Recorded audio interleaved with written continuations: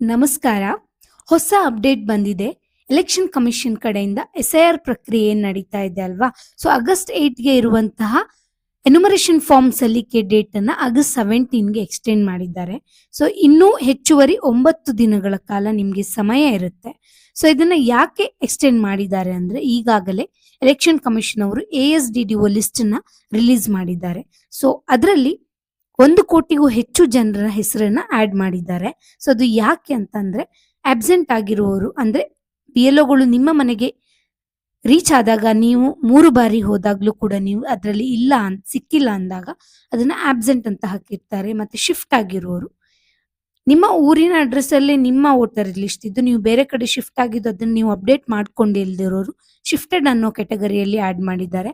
ಮತ್ತೆ ಡೆಡ್ ಆಗಿರೋರು ಹಾಗೆ ಡುಪ್ಲಿಕೇಟ್ ಎಂಟ್ರಿನ ಹೊಂದಿರುವವರು ಅಂದ್ರೆ ಒಂದಕ್ಕಿಂತ ಹೆಚ್ಚು 2 ಮತದಾರ ಪಟ್ಟಿಯನ್ನ ಹೊಂದಿರುವವರು ಹಾಗೆ ಅದರ್ ರೀಸನ್ಸ್ ಅಲ್ಲಿ ನೀವು ಎನ್ಯುಮರೇಷನ್ ಫಾರ್ಮ್ ನ ಸಬ್ಮಿಟ್ ಮಾಡಿ ಕೊಡದೇ ಇರುವವರು ಅಥವಾ ಎನ್ಯುಮರೇಷನ್ ಫಾರ್ಮ್ ನ ಕೊಟ್ಟು ಅದರಲ್ಲಿ ಸಹಿಯನ್ನ ಮಾಡದೇ ಇರೋರು ಹಾಗೆ ಇತರ ರೀಸನ್ ಇಂದ ಈ ಒಂದು ಲಿಸ್ಟ್ ಅಲ್ಲಿ ನಿಮ್ಮ ಹೆಸರು ಬಂದಿರುತ್ತೆ ಅನ್ಕೊಳ್ಳಿ. ASDDO ಲಿಸ್ಟ್ ಅಲ್ಲಿ ನಿಮ್ಮ ಹೆಸರು ಇದೆ ಅಂದ ಮಾತ್ರಕ್ಕೆ ಡಿಲೀಟ್ ಮಾಡಲ್ಲ. ಸೊ ಡಿಲೀಟ್ ಆಗುವಂತ ಚಾನ್ಸ್ ಇರುತ್ತೆ. ನಿಮ್ಗೆ ಅದಕ್ಕೆ ಸಮಯಾವಕಾಶವನ್ನ ಕೊಟ್ಟಿದ್ದಾರೆ. ಆಗಸ್ಟ್ 17 ಒಳಗೆ ಏನಾದ್ರೂ ತಪ್ಪು ಡೀಟೇಲ್ಸ್ ಇಂದ ನಿಮ್ಮ ಹೆಸರು ASDDO ಲಿಸ್ಟ್ ಅಲ್ಲಿ ಬಂದಿದ್ರೆ ನೀವು ಅದನ್ನ ರೋಲ್ ಬ್ಯಾಕ್ ಮಾಡ್ಕೋಬಹುದು. ಅಂದ್ರೆ ಪುನಃ BLOಗಳನ್ನ ಸಂಪರ್ಕಿಸಿ ಅದನ್ನ ಸರಿ ಮಾಡ್ಕೊಂಡು ಡ್ರಾಫ್ಟ್ ರೋಲ್ ಅಲ್ಲಿ ನಿಮ್ಮ ಹೆಸರು ಬರುವ ಹಾಗೆ ಮಾಡ್ಕೋಬಹುದು. ಆ ಒಂದು ಅವಕಾಶವನ್ನ ಕೊಟ್ಟಿದ್ದಾರೆ. ನೀವು ಚೆಕ್ ಮಾಡ್ಕೋಬಹುದು. ಡೇಟ್ ನ ಏನ್ ಕೊಟ್ಟಿದ್ದಾರೆ ಅಂದ್ರೆ ಡ್ರಾಫ್ಟ್ ರೋಲ್ ಬಂದು ಆಗಸ್ಟ್ 24ಗೆ ರಿಲೀಸ್ ಆಗುತ್ತೆ. ಅಂದ್ರೆ ಕರಡು ಮತದಾರರ ಪಟ್ಟಿ ಇದು ಫೈನಲ್ ಅಲ್ಲ.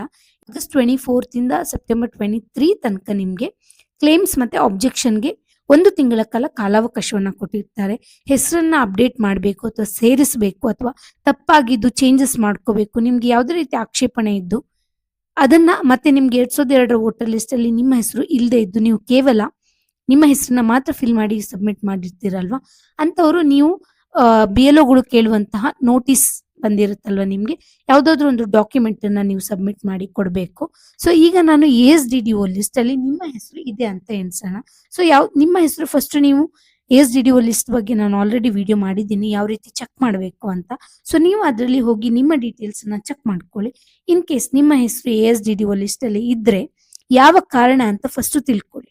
ಅಬ್ಸೆಂಟ್ ಆಗಿದೆ ಅಥವಾ ಶಿಫ್ಟ್ ಆಗಿದೆ ಅಥವಾ ರಾಂಗ್ ಎಂಟ್ರಿ ಆಗಿ ಏನಾದ್ರೂ ಇದ್ರೆ ನೀವು ಕೂಡಲೇ BLOಗಳನ್ನ ಸಂಪರ್ಕಿಸಿ ಎನ್ಯುಮರೇಷನ್ ಫಾರ್ಮ್ ನ ನೀವು ಫಿಲ್ ಮಾಡಿ ಕೊಟ್ಟು ಸರಿಪಡಿಸಿ ಆಗಸ್ಟ್ 17 ಒಳಗಡೆ ನೀವು ಅದನ್ನ ಫಿಲ್ ಮಾಡಿ ಕೊಡ್ಬೋದು.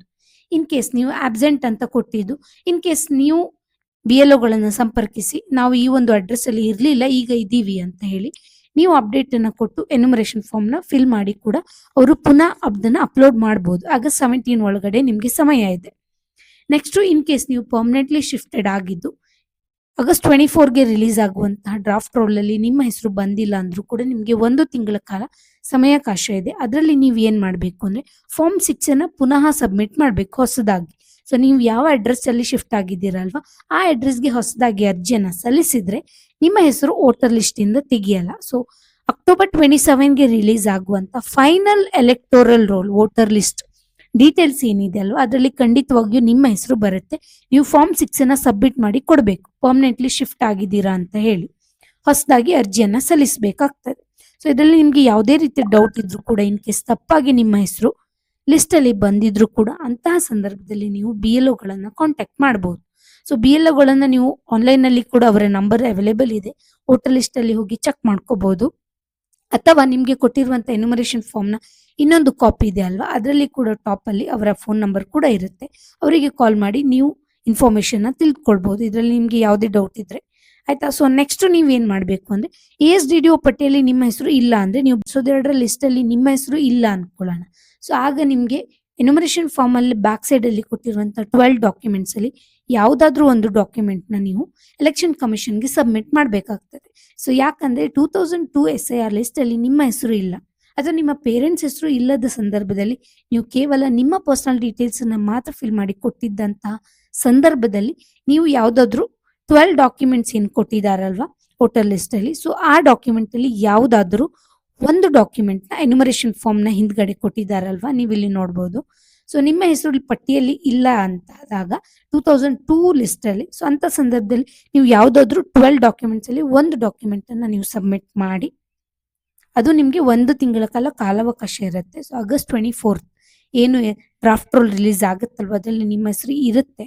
ಪ್ಲಸ್ ಅವ್ರಿಗೆ ಪ್ರೂಫ್ ಕೊಡಬೇಕಾಗುತ್ತೆ ನೀವು ಮತದಾರರ ಪಟ್ಟಿಯಲ್ಲಿ ನಿಮ್ಮ ಹೆಸರನ್ನ ಆ್ಯಡ್ ಮಾಡಬೇಕು ಅಂದರೆ. ಸೊ ಅಂಥ ಸಂದರ್ಭದಲ್ಲಿ ನೀವು ಇಲ್ಲಿ ಕಾಣುವಂಥ ಯಾವುದಾದ್ರೂ 12 ಡಾಕ್ಯುಮೆಂಟಲ್ಲಿ ಒಂದು ಡಾಕ್ಯುಮೆಂಟ್ನ ಸಬ್ಮಿಟ್ ಮಾಡ್ಬೋದು.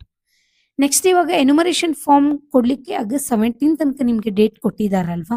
ಸೊ ನಿಮ್ಮ ಇನ್ ಕೇಸ್ ಅದರ್ ರೀಸನ್ಸ್ ಅಲ್ಲಿ ನೀವು ಸಹಿಯನ್ನ ಮಾಡಿ ಕೊಟ್ಟಿಲ್ಲ ಅಂತ ಒಂದು ಸಂದರ್ಭದಲ್ಲಿ ಅಥವಾ ಫಾರ್ಮ್ನ ಇನ್ನು ಫಿಲ್ಲೇ ಮಾಡಿಲ್ಲ ಅನ್ನೋ ಸಂದರ್ಭದಲ್ಲಿ ನಿಮಗೆ ಇನ್ನೂ ಕೂಡ ಕಾಲಾವಕಾಶ ಇದೆ. ನೀವು ಎನ್ಯುಮರೇಷನ್ ಫಾರ್ಮ್ನ ಆನ್ಲೈನ್ ಕೂಡ ಫಿಲ್ ಮಾಡ್ಬೋದು. ನಾನು ವಿಡಿಯೋ ಮಾಡಿದ್ದೇನೆ, ಅದನ್ನ ಚೆಕ್ ಮಾಡ್ಕೊಳ್ಳಿ.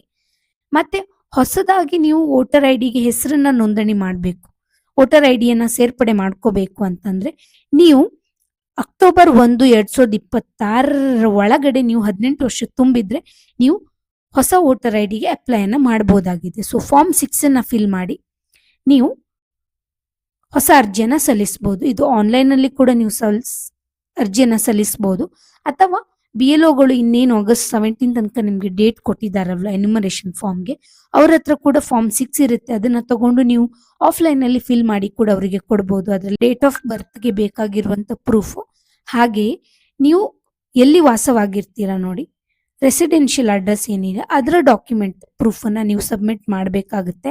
ಆನ್ಲೈನಲ್ಲಿ ನೀವು ಸಬ್ಮಿಟ್ ಮಾಡ್ತೀರಾ ಅಂದರೆ ಸೊ ಅರ್ಜಿಯನ್ನು ಫಿಲ್ ಮಾಡಬೇಕು ಆಫ್ಲೈನಲ್ಲಿ ಅಂದರೆ ನೀವು BLOಗಳ ಹತ್ರ ಫಾರ್ಮ್ ಇರುತ್ತೆ, ಅವರನ್ನು ಕೇಳಿ ಫಾರ್ಮ್ ಫಿಲ್ ಮಾಡ್ಬೋದು. ಫಾರ್ಮ್ 6 ಹೇಗೆ ಫಿಲ್ ಮಾಡಬೇಕು ಅಂತ ಬೇಕಿದ್ರೆ ನಾನು ವಿಡಿಯೋ ಮಾಡ್ತೇನೆ.